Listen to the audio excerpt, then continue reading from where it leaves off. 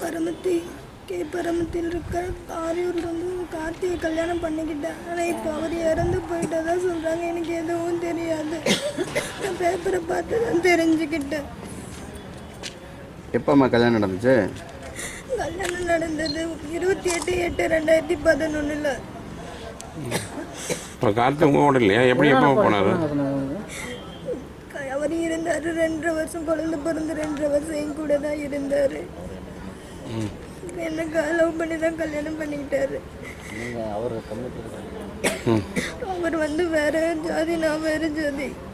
ஆனால் என்னை வந்து அவங்க வீட்டில் இருந்து விட்டுட்டு வர சொல்லி வற்புறுத்துனாங்க. அப்போ கூட அவர் வரேன்னு சொல்லல அவங்க அம்மா கிட்ட, அவங்க அப்பா கிட்டேயும். இப்போ மறுபடியும் என்னாச்சுன்னு தெரியல. 6 மாசமா எந்த தகவலும் இல்லை. ஆனால் இப்போ இறந்து போயிட்டதான் சொல்கிறாங்க. அவங்க வீட்டில் போய் கேட்டிங்களா? எனக்கு பேப்பர் பார்த்து தான் தெரியும். இப்போ என்ன உங்களுக்கு ஸ்டெப் எடுக்கணும்? அவருக்கு திட்டமிட்டு கொலை செஞ்சுருக்காங்க. அது தற்கொலை இல்லை. அது எனக்கு நடவடிக்கை எனக்கு தெரியணும். ஈரோடு மாவட்டம் கொடுமுடி சிட்டபுலாவளையத்தைச் சேர்ந்த தேபி அபிராமி என்கிற பெண்ணு, கரூர் மாவட்டம் பரமத்தி அரவக்குறிச்சி வட்டம் ஆரியூரைச் சேர்ந்த நல்லசாமி என்பவருடைய மகன் கார்த்திகேயனும் இருவரும் காதலித்து திருமணம் செய்து கொண்டார்கள். திருமணமாகி 4 வருடங்களுக்கு மேல் ஆகிறது. அவர்களுக்கு ஒரு கை குழந்தை ஒன்று இருக்கிறது. இந்த பெண் அருந்தீர் சமூகத்தைச் சேர்ந்த பெண், தாழ்த்தப்பட்ட அருந்தீர் சாதியை சேர்ந்த பெண்ணு என்பதாலும், கார்த்திகேயன் என்பவர் கொங்கு வேளாள கவுண்டர் சமுதாயத்தைச் சேர்ந்தவர் என்பதாலும் இவருடைய திருமணத்துக்கு தொடர்ந்து 4 ஆண்டுகளாக பெற்றோர்கள் எதிர்ப்பு தெரிவித்து வந்த நிலையில் கடந்த 3 நாட்களுக்கு முன்பு அவர் திடீரென தற்கொலை செய்து கொண்டதாக செய்தி பத்திரிகைகளின் வாயிலாக தான் எங்களுக்கு தெரிய வந்தது.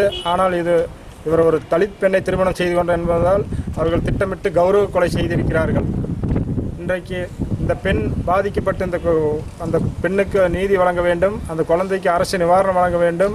அவர்கள் மீது தற்கொலை என பொய் வழக்கு பதிவு செய்யப்பட்டுள்ளதை மாற்றி அது கொலை வழக்காக பதிவு செய்து காவல்துறை கடுமையான நடவடிக்கை எடுத்து அவர்கள் மீது வன்கொடுமை தடுப்புச் சட்டத்தில் நடவடிக்கை எடுக்க வேண்டும் என கேட்டுக்கொள்கிறேன்.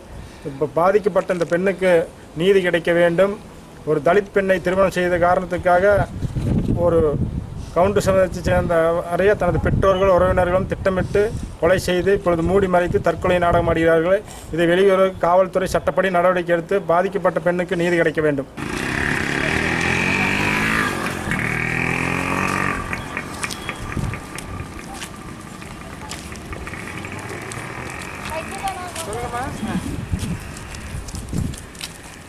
கொடுத்தாங்களா? சரி. நிவாரணம் பெற்று நமக்கு ஆதாரம் இங்கே இருக்கிறத